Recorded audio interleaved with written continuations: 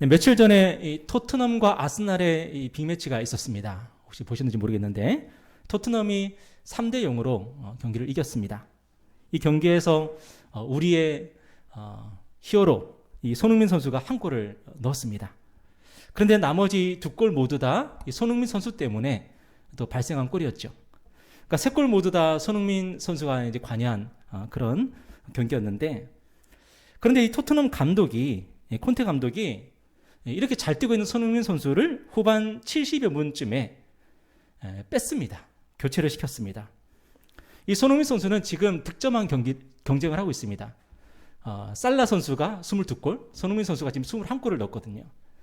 그러니까 한 골만 더 넣으면은 이제 같이 공동 선두가 되고, 한 골을 더 넣으면은 득점왕까지도 차지할 수 있는 지금 그런 상황입니다. 그래서 이 손흥민 선수는 경기를 더 뛰기를 원했고, 그리고 한 골을 정말로 간절히 이렇게 원했겠죠. 그런데 이 감독이 손흥민 선수를 빼자 이 손흥민 선수가 평소와는 다르게 조금 시무룩한 표정으로 그 경기장을 나가게 되었습니다. 나중에 기자들이 손흥민 선수에게 이렇게 질문합니다. 너무 일찍 교체된 것 때문에 불만 없습니까? 화가 난 거 아닙니까? 이렇게 질문했는데 이 손흥민 선수가 뭐라고 대답을 했냐면은, 항상 뛰고 싶은 것은 사실입니다. 하지만 이것은 감독님의 결정이고 저는 받아들여야 합니다. 손흥민 선수가 아무리 대단해도 지금 EPL에서 정말 최고의 선수를 할지라도 감독이 나가라 그러면 나가는 거예요. 감독이 들어가라 그러면 들어가는 거고요. 이 손흥민 선수는 감독의 결정이 마음에 들진 않았지만 감독의 결정이기 때문에 충분히 존중하고 받아들였습니다. 감독의 권위와 감독의 권한을 인정한 거죠. 여러분, 성경을 보면은 야곱도 그런 적이 있습니다. 이 야곱이 할아버지 아브라함, 아버지 이삭처럼 이 야곱은 평생 이제 가나안 땅에서 살다가 이제 죽을 그런 마음이었어요.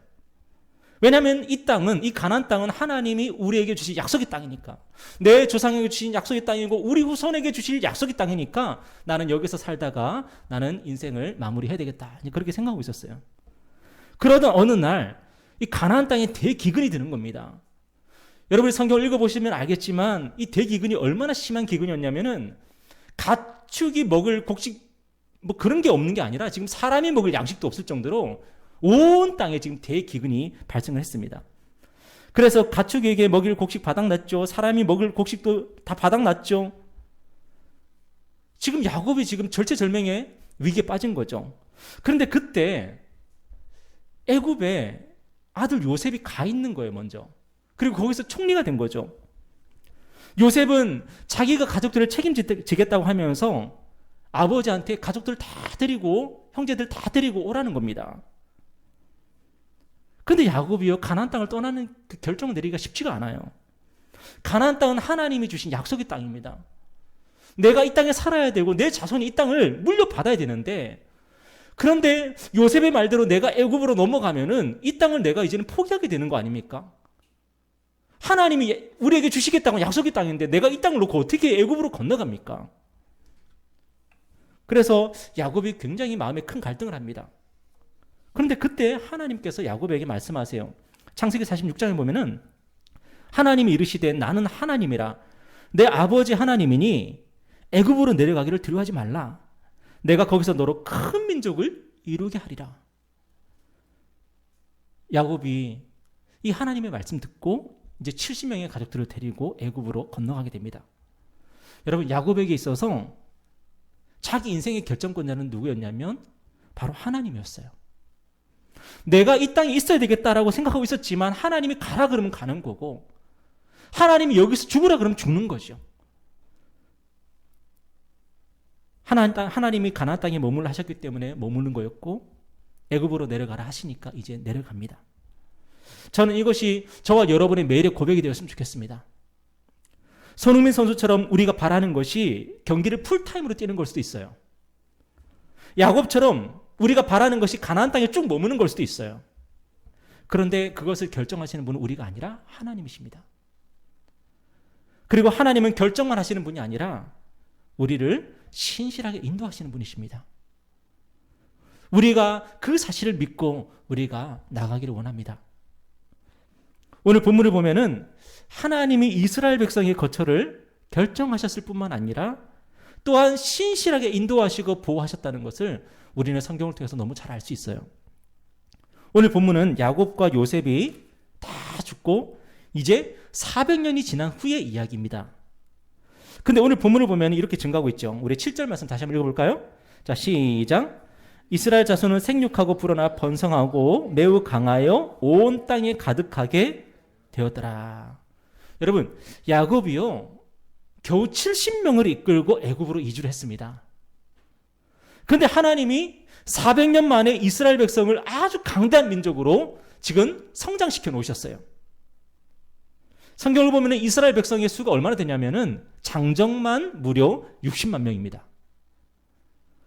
물론 저는 이 수가 정통 이스라엘 백성뿐만 아니라 다른 소수민족도 포함된 수라고 저는 생각을 하고 있어요. 대표적으로 유다 지파의 지도자였던 갈렙이 이 그니스 족속 출신이라 그러거든요. 그니스 족속 이방 민족입니다. 그런데 애굽에서 어떻게 만나서 이스라엘 백성 가운데 이제 동화가 됐던 것 같아요. 근데 이 그니스 족속 출신이 갈렙이요, 이스라엘 에브라임 족속 출신인 여호수아와 함께 이스라엘 군대의 투톱을 이루거든요. 마치 우리나라의 손흥민 선수가 영국의 해리케인 선수하고 공격의 투톱을 이루는 거하고 좀 비슷하죠. 분명히 이스라엘 백성 중에는 소수민족들이 많이 섞여 있었을 것입니다. 그럼에도 불구하고 이스라엘 백성의 장정의 수가 60만 명이나 된다는 건요, 정말 엄청난 거죠. 70명이 넘어갔는데 400년 만에 남자 장정만 20살 이상의 장정만 60만 명이에요. 여러분, 이것이 어떻게 가능했겠습니까? 아브라함, 이삭, 야곱의 유전자가 워낙 좋아서 그렇게 됐겠습니까? 하나님께서 아브라함, 이삭, 야곱에게 약속하신 것을 이루시는 거죠. 그래서 이스라엘 백성들에게 복을 주시는 겁니다. 우리가 믿는 하나님은 하나님의 일을 하실 때에 우리가 가지고 있는 것을 근거로 일하시는 분이 아닙니다. 우리가 많이 가지고 있으면 많이 일하실 수 있고 우리가 적게 가지고 있으면 적게 일하시는 그런 하나님이 아닌 거죠. 하나님은 분명히 우리가 가지고 있는 것을 사용하시는 분이시긴 합니다. 그러나 우리가 아무리 적은 것을 가지고 있어도요, 하나님은 우리의 그 적은 것을 가지고 하나님은 큰 일을 하실 수 있는 분이 우리의 하나님이세요. 오병이어 사건 한번 생각해 보세요. 예수님이 그냥 하늘에서 만나를 내려게 해가지고 5,000명을 먹일 수도 있었는데 예수님이 뭐라 그러시냐면 너에게 가지고 있는 거 얼마나 있냐 가지고 와봐라 그러세요. 무슨 예수님이 무슨 대단한 기대를 하시면서 가지고 오라 하겠습니까? 별거 없는 것 아시는데도 가지고 오라고 하시는 거예요.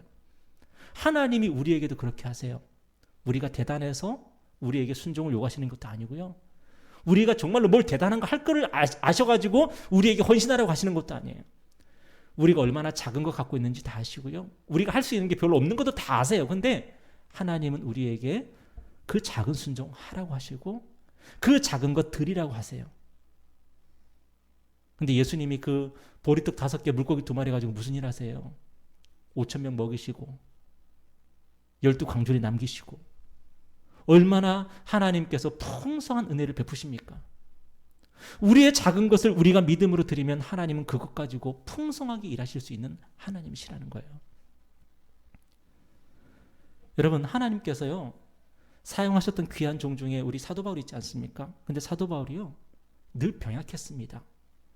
사람들은 그 병이 뭐 안질이라고도 하고 간질이라고도 하고 사람들마다 해석하는 건 다 다르지만 중요한 것은 사도 바울이요 몸이 아팠어요. 문제가 많았어요. 그래서 사도 바울이 자기의 질병을 놓고 하나님 앞에 정말로 기도했어요. 하나님 고쳐주세요. 고쳐주세요. 근데 하나님이 안 고쳐주세요. 왜 안 고쳐주셨냐? 네가 약할 때 내 능력이 너의 안에서 온전해지기 때문이다. 그렇게 말씀하셨어요. 그래서 고린도후서 12장 10절에 보니까 사도 바울이 뭐라고 고백하냐면은 우리 다 같이 읽어볼까요? 자, 시작. 그러므로 내가 그리스도를 위하여 약한 것들과 능욕과 궁핍과 박해와 공고를 기뻐하노니 이는 내가 약한 그때의 강함이라. 내가 약한 그때의 강함이라. 무슨 말입니까? 여기 성경에 보면은 내가 그리스도를 위하여 그러거든요. 뭐냐면은 내가 강할 때 하나님이 일을 하면요 누가 드러나요? 내가 드러나요. 그런데 내가 약할 때 하나님의 일을 하고 하나님이 역사하시면요, 그리스도가 드러나는 거예요. 여러분, 하나님은 누가 드러나기를 원하시겠습니까? 우리가 드러나기를 원하시겠습니까? 예수가 드러나기를 원하시겠습니까? 당연히 예수 그리스도 아닙니까? 우리를 통해서 복음이 증거되기를 원하시고 우리를 통해서 예수가 증거되기를 원하시는데, 하나님께서 그것을 위해서 뭘 하시냐면은 우리를 낮추시고 우리를 약하게 하시고 우리가 가진 것이 적어지게 하시고, 그래서 우리가 하나님 앞에 무릎 꿇게 하시고 하나님께 기도하게 하시고, 그래서 내 것 가지고 이렇게 대단한 거 했다가 아니라 하나님이 은혜로 이 모든 것을 하셨습니다라고 고백하게 만드시는 거잖아요. 하나님은 우리가 잘 나간다고 크게 역사하시지 않습니다. 어떨 때는 우리가 잘 나가는 게 하나님의 일에 방해가 될 때도 있습니다. 오히려 하나님은 우리가 약할 때, 우리가 정말로 고난이 많을 때, 어려움이 많을 때 도리어 그때 우리를 사용하세요. 여러분, 우리가 이 사실을 믿으며 나갔으면 좋겠습니다. 제가 사역을 해오면서 제가 요즘에는 본능적으로 어떤 생각을 하냐면은, 주일 아침에 제가 컨디션이 안 좋거나 제가 마음이 좀 불편하거나 오늘 주일 사역을 하기에 좀 별로 좋지 않은 그런 컨디션일 때가 있어요. 근데 그때 반사적으로 본능적으로 무슨 생각을 하냐면은, 하나님이 오늘 은혜를 주시려나 보다, 그 생각을 해요. 정말로. 옛날 같았으면은 낙심했을 거예요. 오늘 내가 설교도 해야 되고 내 사역을 해야 되는데 왜 이래, 관계가 틀어지고 또 내 몸의 컨디션도 안 좋고, 그것 때문에 옛날에 낙심을 했어요. 근데 요즘에는 그렇지 않아요. 컨디션이 안 좋거나 뭐 관계가 틀어졌거나 내 마음이 안 좋거나 할 때에 오히려 하나님이 무슨 일을 하시려나 보다, 오늘 하나님이 은혜를 주시려나 보다, 요즘은 그런 생각을 강하게 하고 있거든요. 하나님이 이상하게 그렇게 일하시더라고요. 여러분, 어려울 때 낙심하지 말고 하나님이 은혜를 주시려나 보다. 여러분의 계획이 틀어지더라도 낙심하지 말고 하나님이 계획이 있으신가 보다. 이게 뭡니까? 이게 믿음이에요. 하나님의 일은 하나님께서 이루시고 하나님의 방법으로 이루십니다. 여러분, 하나님이 한다고 여러분의 계획 고집하지 말고, 하나님이 일한다고 내가 컨디션이 좋아야 된다고 생각하지 말고, 하나님의 일은 하나님이 하나님의 방법으로 이루신다는 것을 믿으면서 우리가 나갔으면 좋겠어요. 하나님은 아브라함, 이삭, 야곱에게 하신 약속을 이루시기 위해서 이스라엘 백성들에게 굉장히 특별한 방법을 쓰십니다. 이건 아마 야곱도 생각하지 못했던 것이었을 거예요. 그게 뭐냐면은, 이스라엘 백성을 애굽으로 먼저 이주시킨 다음에 그때 이스라엘 백성들을 키워놓고 다시 가나안 땅으로 불러들이시는 거예요. 여러분, 이건 야곱의 계획이 아니잖아요. 야곱은 그렇게 생각하고 있지 않았어요. 이건 하나님의 계획입니다. 그래서 야곱이 당황했던 거예요. 왜 지금 내가 인생의 말년에 내가 왜 애굽으로 넘어가야 되지? 여기서 살고 싶고 여기서 내가 살아야 되는데, 나는 그런 사명이 있는데, 나는 약속의 자손인데, 우리 아브라함 할아버지, 우리 이삭 아버지, 그분들의 유지를 내가 받들어야 되고 내가 여기를 지켜야 되는데 내가 애굽으로 넘어가면 어떡해? 그런데 하나님께서 왜 야곱을 애굽으로 부르셨습니까? 이게 일종의 이양법. 여러분, 쌀농사를 짓는 방법에 두 가지가 있지 않습니까? 하나는 직파법이고 하나는 이양법인데, 직파법은 뭐냐면은 벽씨를 논에다가 직접 뿌리는 게 직파법이고요.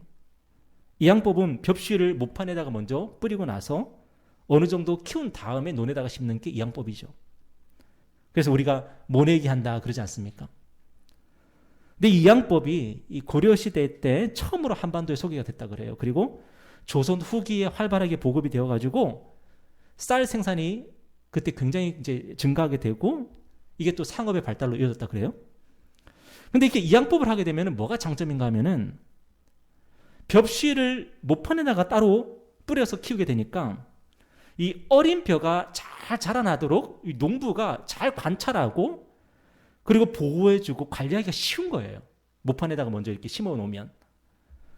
우리가 잘 아는 것처럼 씨를 뿌려 놓으면 그 다음에 뭐가 나타나기 시작합니까? 새가 나타나고요. 병충해가 막 나타나가지고 이 벼가 잘 못 자라는 그런 일들이 생기지 않습니까? 그런데 이 벽씨를 모판에다가 심어 놓으면은 농부가 벽씨가 잘 자라도 계속 관찰하고 뭐 메뚜기라도 해충이라도 찾아오면은 잘 이렇게 없애주고 그렇게 농부가 정성스럽게 그 모판을 잘 관리할 수가 있다라는 거죠. 그리고 그 사이에 논이 비어 있지 않습니까? 논이 비어 있을 때 다른 작물을 거기다 심는다는 거죠. 그래서 농가의 소득이 증대했다고 합니다.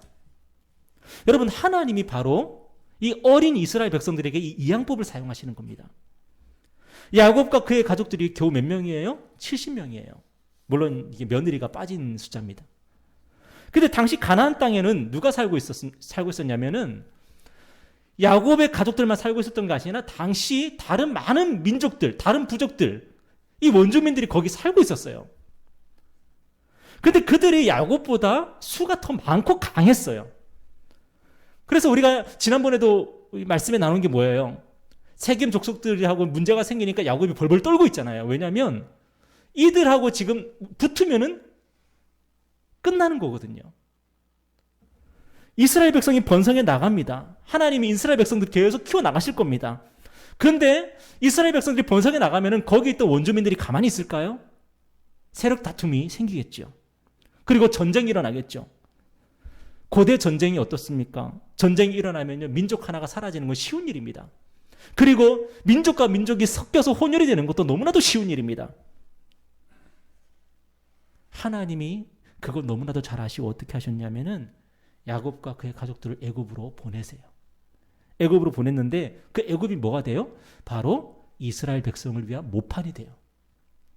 여러분, 애굽은 고대 문명의 발상지고요. 야곱이 살던 그 당시에 세계에서 가장 강한 나라가 바로 애굽이었어요. 누가 애굽에 쳐들어옵니까? 애굽에 쳐들어올 나라가 없습니다. 애굽에서 전쟁이 일어날 리도 없습니다.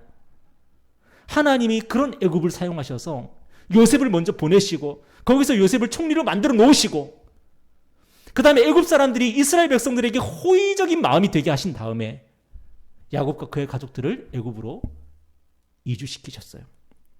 그리고 거기서 애굽의 보호를 받으면서 이스라엘 백성들이 400년 동안 한 번도 전쟁을 겪지 않고 이민족의 침략을 당하지도 않고 거기서 이스라엘 백성들이 번성해 나가게 하셨던 거예요. 야곱은 애굽으로 이주할 때에 나에게 불행한 일이 닥쳤다고 생각했을지도 모릅니다. 하나님께서 이 대기근만 막아주셨다면 나는 가나안 땅에서 살아갈 수 있었을 텐데 하는 그런 생각을 했을지도 모릅니다. 그런데 하나님의 지혜와 하나님의 지식은 야곱이 측량할 수 없는 거죠. 하나님은 오히려 이스라엘 백성이 가장 안전하고 가장 빠르게 번성할 수 있는 그 길로 인도하셨던 거예요.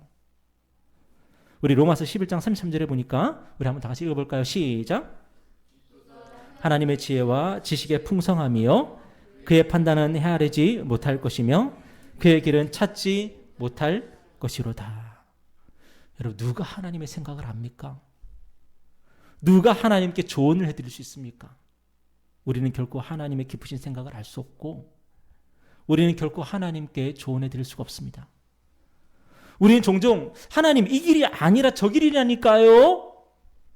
잠깐만, 우리는 하나님께 이 길입니다. 이 길입니다. 여기에요. 그게 아니라고요. 우리는 자꾸만 하나님께 그렇게 말씀드리고 싶어요. 우리가 교만한 거죠. 하나님은 우리를 틀리게 인도하시는 법이 없는데. 야곱이 요셉의 아들들을 축복을 하는데 요셉이 두 아들을 데리고 옵니다. 마지가 므낫세고 차자가 에브라임이에요. 아버지, 이 아이들이 제가 애굽에서 낳은 아이들입니다. 이 아이들을 축복해 주십시오.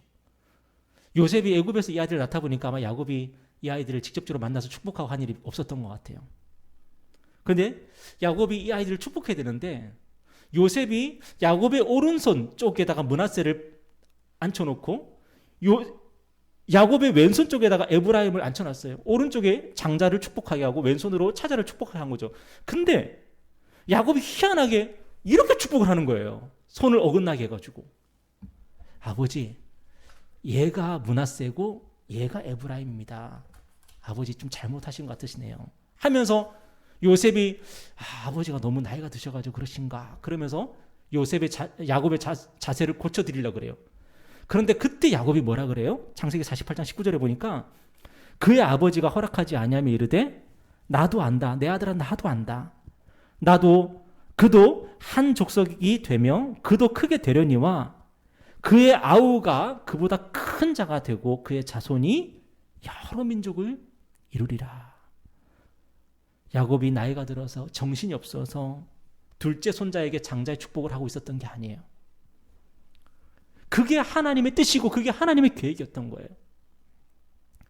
나중에 이스라엘 12지파 중에서 가장 강성한 지파가 므낫세 지파가 아니라 에브라임 지파가 됩니다.